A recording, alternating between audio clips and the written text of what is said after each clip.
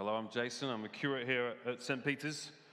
And we're continuing our series looking at the Bible from elevation. So it's the big picture of the biblical story. It's a big overview, looking at it blow by blow, chapter by chapter. So we can get, it's a little bit like being introduced to the picture on the front of a jigsaw box so that you can put all the pieces together. So you know what you're seeing, you think, it makes sense to me now. I've seen the big picture, I know where this fits in. Today we're looking at election. The next chapter, we've had Eden. Now we're looking at election. What is election? Well, it simply means being picked out. We see that obviously in general elections, in local elections, someone being picked out to represent everybody else. And we see the family in Genesis being picked out to represent, to be God's people. And that grows into the nation of Israel. Eventually that grows into us. We are part of that elect group. So let's look at this next chapter. But what happened last week?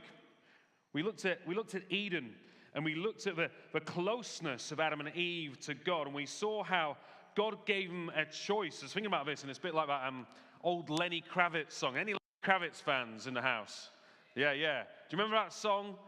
What I really want to know is, are you going to go my way? Come on, I sung that better than Lenny, didn't I? Way better. Are you going to go my way? And God is asking that of his people, of Adam and Eve. Are you going to go my way? There's a choice for you here. Do you trust me? Or are you going to eat of the fruit of the knowledge of good and evil? And they choose not to go God's way, and everything goes wrong. We introduce disease, damage, and death into our reality for the self, for our others, for relationships, for the world. But here's the thing. I mean, it took me a long while to realize this, but when Adam and Eve exit Eden, when they leave the garden, when they're thrust out, this is an amazing painting here of them leaving Eden. I always envisioned this, but God was like putting the boot in, and he's like the divine bouncer and saying, you're barred from this paradise now. And he kicks them out, and that's it.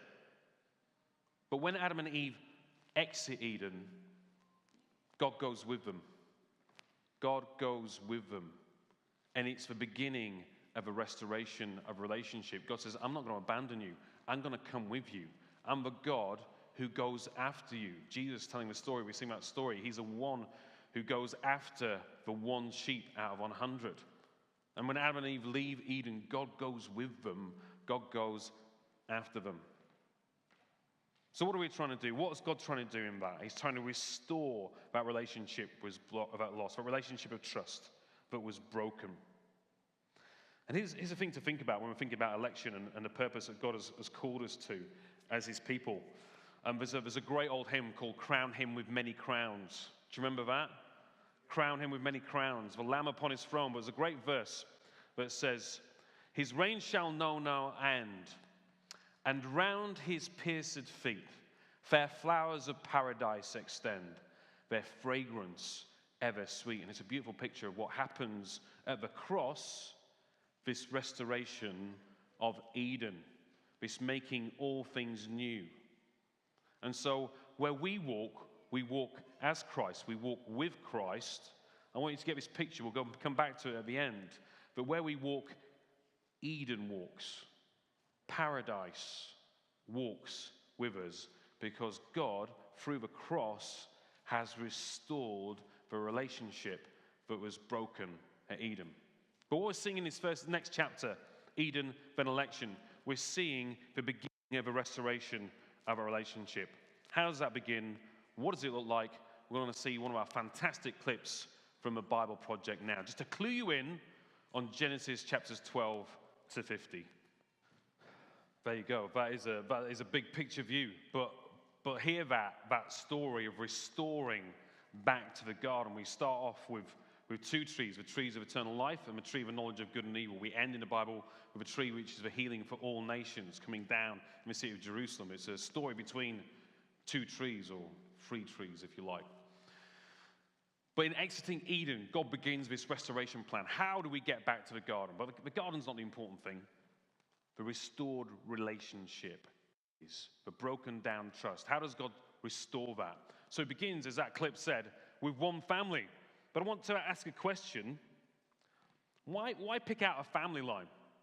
Why pick out a family line and not a kingdom? Why did God go for one person and say, I'm going to follow this relationship with you, and through you, I'm going to bless all nations? Why did God just not choose a people? Why did he not wait until like the Assyrian Empire was in full flow, his big, powerful empire? Why did he not just appear in all his majesty to the Assyrian emperor and say, you're it. You're going to be the blessed one because you've got massive influence. I'm going to choose you, and you're going to spread my message. You are going to be the blessed people, and through you, I'm going to bless the earth. Why did God choose to follow a family line, pick out one person and follow them and follow their family line, their descendants, their descendants? Turn to the people around you. Ask them, what do you think's going on here? What is God revealing about who he is? Why did God choose this way? Have a chat, and we'll get a bit of feedback in a little while. Why pick out a family line in a kingdom? Absolutely, all that stuff is great, the relational element of it, but it doesn't want to get too political. It doesn't want to get overblown, and so it glorifies a nation and not what God is doing through a line of individuals.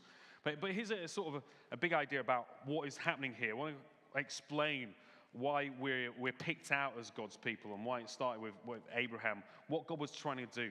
So if you turn to Genesis chapter 12, Genesis chapter 12, verse 1.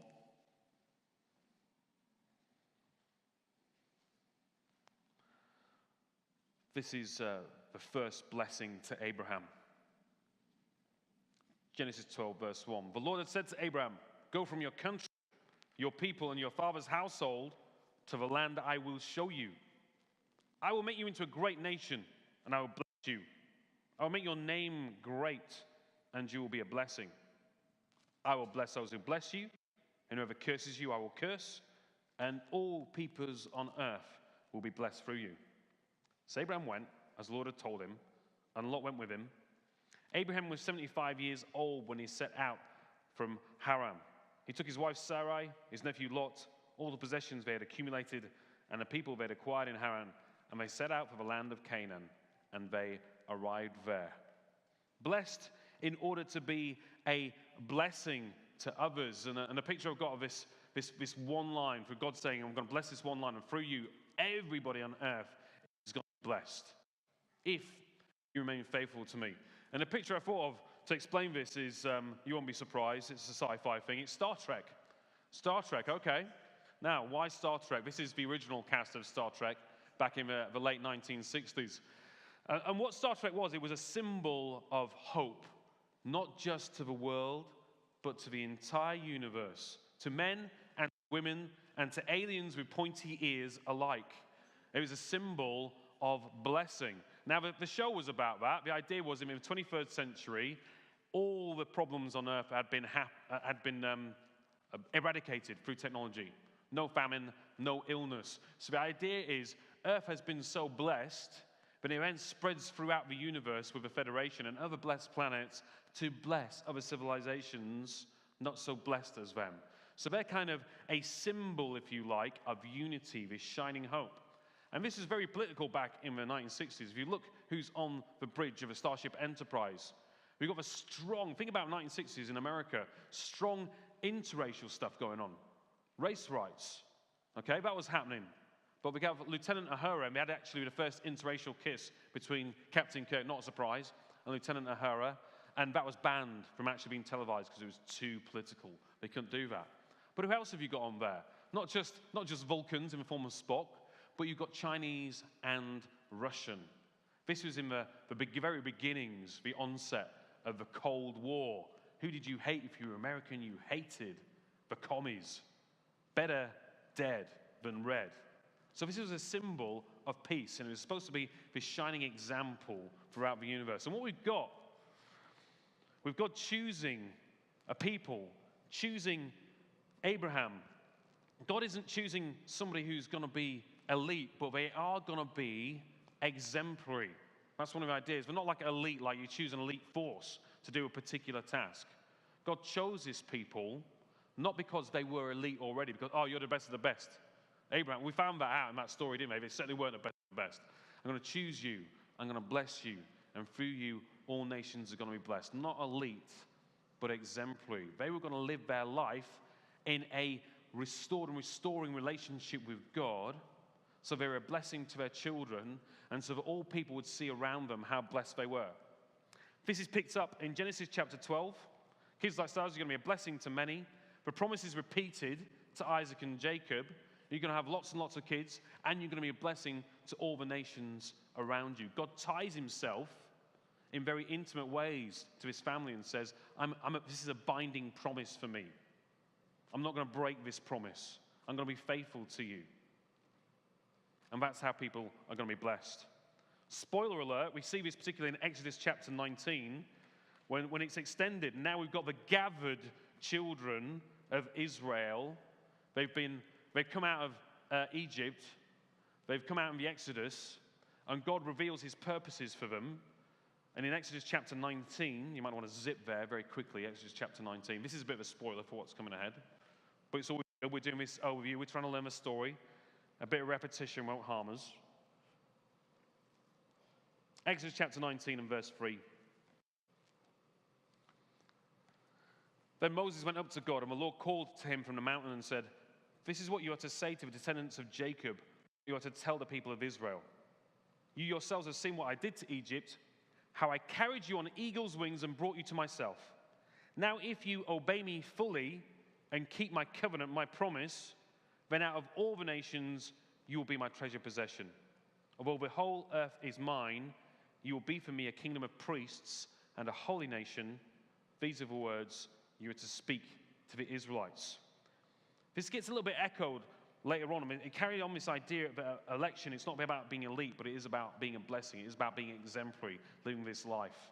And Paul in Romans chapter 8 speaks about the world, the cosmos groaning, waiting for the children of God to be revealed.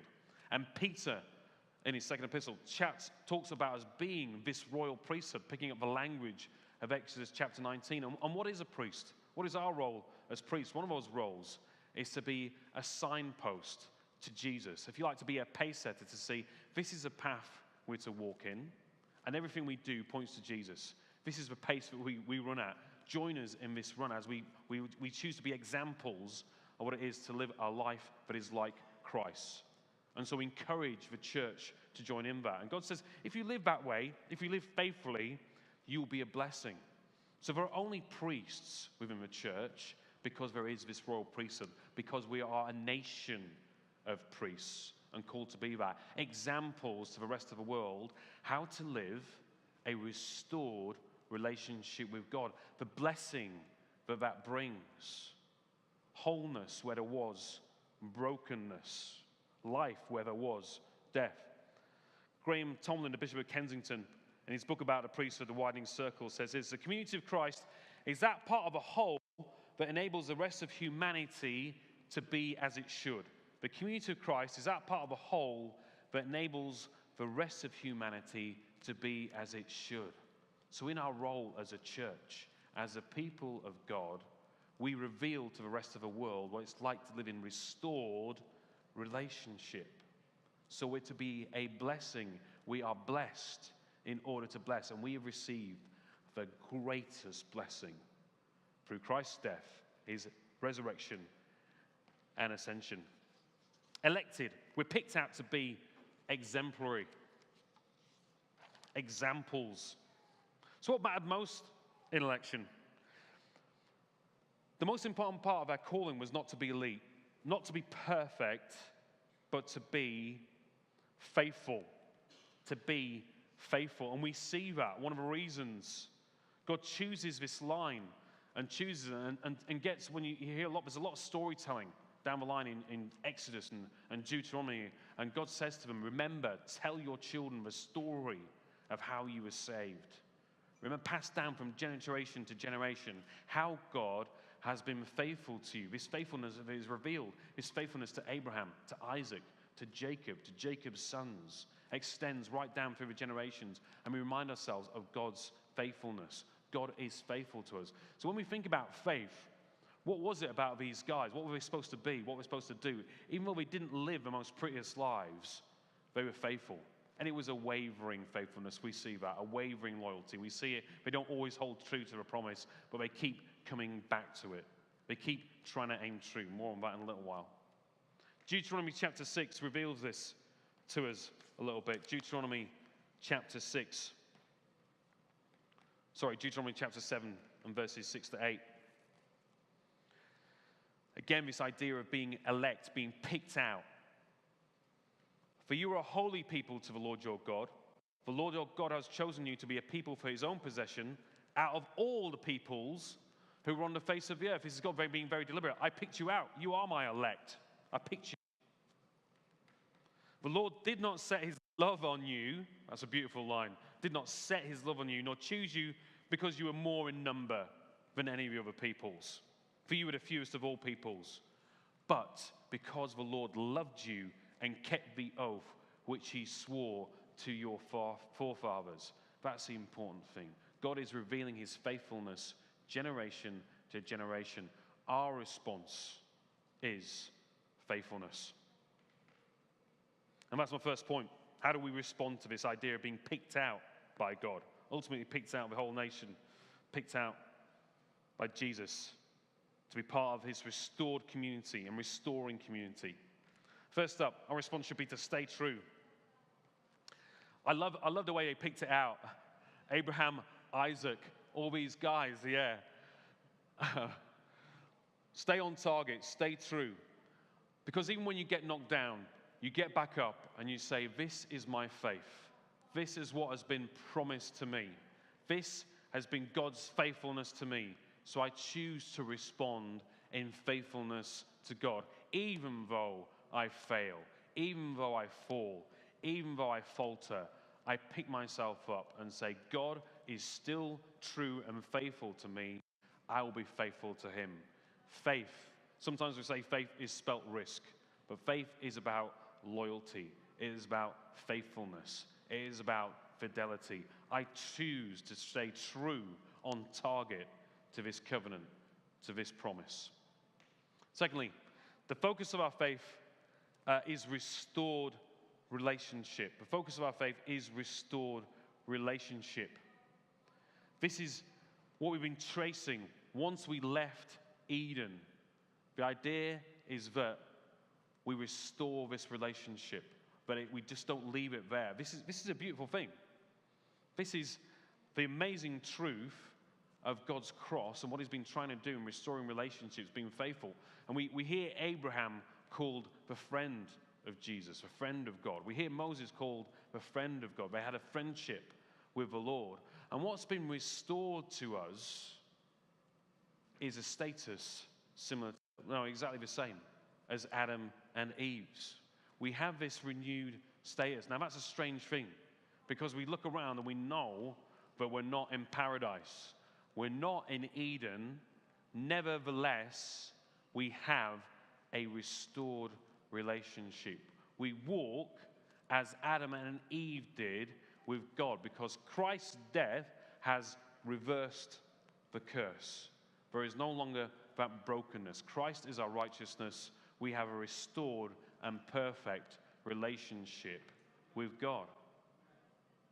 I don't know if you've understood that before, but it's like, God has rewound the clock, rewound time, and so it's as if Adam and Eve never sinned, never ate the apple. We've got that restored relationship, and we can walk in the light of that. So stay true. The focus of our faith is restored relationship, and three, we're blessed in order to bless. Christian morality means modeling to the masses. Christian morality, it's not like being a dam where we keep all the blessing, we hold all the water to ourselves. It's more like being irrigation. It's going out there and spreading the life and the light of Christ. We're blessed in order to bless. That was the divine command to Abraham. It's still the command to us. We see that very clearly in the New Testament. Jesus, go out into all the earth. Bless people by getting them to be my disciples and teaching them to obey everything I've commanded. We go out into the world and we seek to get people to follow Jesus, not just because we're scalp hunting, because we recognize the best life to be lived as a life lived in faithfulness to God. So it's important that we live that out as a church.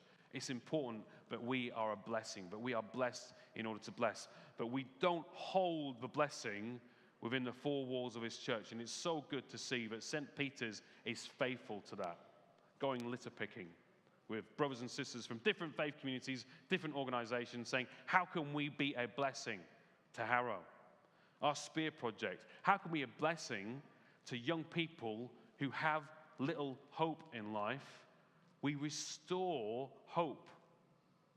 That's what we do as a church. We're blessed in order to bless. We go out onto the streets to tell the good news of Jesus because we're blessed in order to bless. We don't want to hold this blessing to ourselves. We don't want to lock it down. We want to get it out there. We want to buy this beautiful picture of irrigation right across the world. We are hope to the hopeless because we have been blessed. So back to that picture of walking as Adam and Eve did in Eden. Where we might walk might not be a pretty paradise. It's got a little picture of a flower on a rubbish dump, and I thought it was a good symbol of what we're like. We walk amidst the dark places of the world. We walk where trash is gathered. Sometimes literally, we're going to do that literally and pick it up and make a difference. That's a great symbol of what we're about. But we're about restoring people's relationship with God and saying, this is what it looks like. We are examples of what it looks like to live the Adam and Eve life before the fall in restored relationship with God. God has picked us out, every one of us, to live this life and to be an example to others. And so we ask the Father, we walk with him as we walked with him in the garden. And it's a beautiful relationship. God as a mentor, God as the wise father walking with Adam and Eve and letting them play in the garden and saying, here's all the animals, you name them, you order them, you bring order to this place. That's what I created you for, to spread order and to take this paradise and to spread it right around the world. That's the job that God has for us. So we ask, wherever we go, whether it's our homes, whether it's our streets, our neighborhoods, our places of work, and we ask the question, how do I bring Eden to bear in this place? How do I restore relationships in this place? I've been blessed. How am I a blessing in this place? Amen?